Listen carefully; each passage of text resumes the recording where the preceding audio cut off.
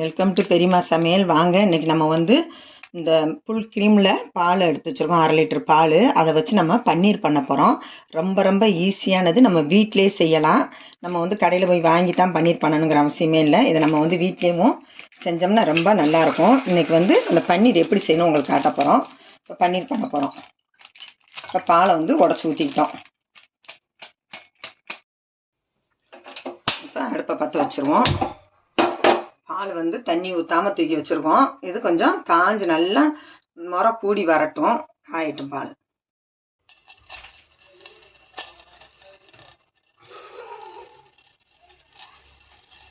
பால் இன்னும் நல்லா மேலே பொங்கி வரட்டும். வந்து 2 நிமிஷம் நம்ம கொதிக்க விட்டுட்டு அப்புறமா அதை லெமன் ஊற்றிக்கலாம். பொங்கி மேலே வருது, நம்ம குறைச்சிக்கிடுவோம். குறைச்சிட்டு ஒரு அலசி விட்டுக்கலாம் பாலை.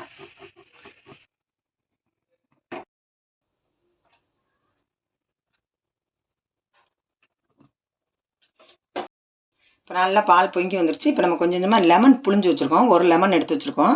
எவ்வளோ தேவைப்படுதோ நம்ம பார்த்து கொஞ்சம் கொஞ்சமாக ஊற்றிக்கிடலாம். அது பால் அப்படியே திரைஞ்சு வந்துடும். பால் நல்லா திரையுது. இப்போ இருக்க இதையும் சேர்த்துக்கலாம். அவ்வளோதான். இப்போ பால் திரைஞ்சிருச்சு, பன்னீர் ரெடி ஆயிடுச்சு. இப்போ நம்ம மூடி போட்டு மூடிக்கலாம் ஒரு 2 நிமிஷம்.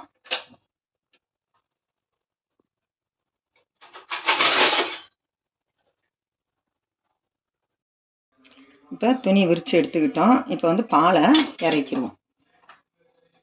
இதில் ஊற்றிக்கலாம். நமக்கு நல்லா 100 பன்னீருக்கு மேலே கிடச்சிருக்கு. இப்போ இந்த ஓரஞ்சாரத்தில் இருக்கலாம் எடுத்து போட்டுக்கிடுவோம். எவ்வளோ இருக்கு பாருங்க.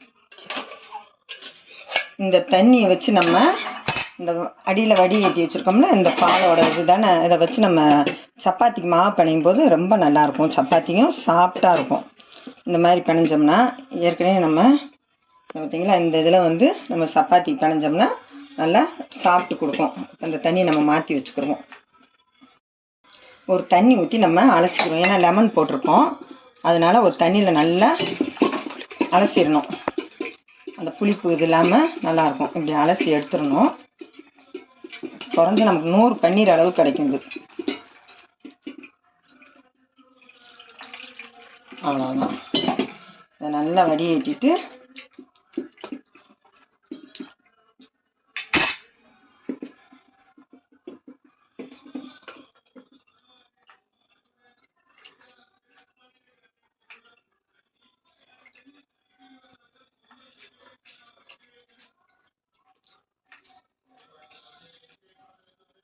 இந்த மாதிரி நல்லா புழிஞ்சு எடுத்துக்கணும்.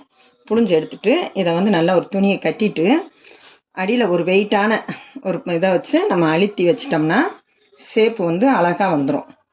இப்போ வந்து நம்ம ஒரு வெயிட் போட்டுக்கலாம். வச்சு நல்லா வெயிட் இப்படி போட்டு வச்சிட்டோம்னா ஒரு 5 நிமிஷம் கழித்து நம்ம ஃப்ரிட்ஜில் ஒதுக்கி வச்சுக்கலாம். நம்ம வெயிட்டை எடுத்துட்டோம். இப்போ பார்த்தீங்களா பன்னீர் நல்லா இந்த மாதிரி இருக்குது. இப்போ நம்ம வந்து ஃப்ரிட்ஜரில் வச்சுருவோம். வச்சு ஒரு 1/4 மணி நேரம் 1/2 மணி நேரம் அதை வச்சிட்டோம்னா நல்லா இதாகி வந்துடும். அப்புறமா கட் பண்ணிக்கலாம். இப்போ ஃப்ரிட்ஜரில் வச்சுருவோம். இப்போ நம்ம பன்னீர் ரெடி ஆயிடுச்சு. இப்போ வந்து ஃப்ரிட்ஜரில் வந்து 1/2 மணி நேரம் வச்சுருந்தோம். இப்போ வந்து இதை கட் பண்ணி எடுத்துக்கிடுவோம். பன்னீர் நல்லாவே ரெடி ஆயிடுச்சு பாருங்கள். சூப்பராக ஆயிடுச்சு. நமக்கு என்ன சைஸ் வேணுமோ அந்த சைஸ் போட்டுக்கலாம். சின்ன சைஸாக நான் போட்டுக்கிறேன்.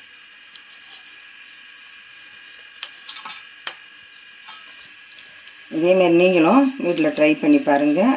இந்த வீடியோவுக்கு ஒரு லைக் போட்டுருங்க. பெரியம்மா சமையலுக்கு ஒரு சப்ஸ்கிரைப் பண்ணிடுங்க. பன்னீர் சூப்பராக ரெடி ஆயிடுச்சு. பார்த்தீங்களா பன்னீர்.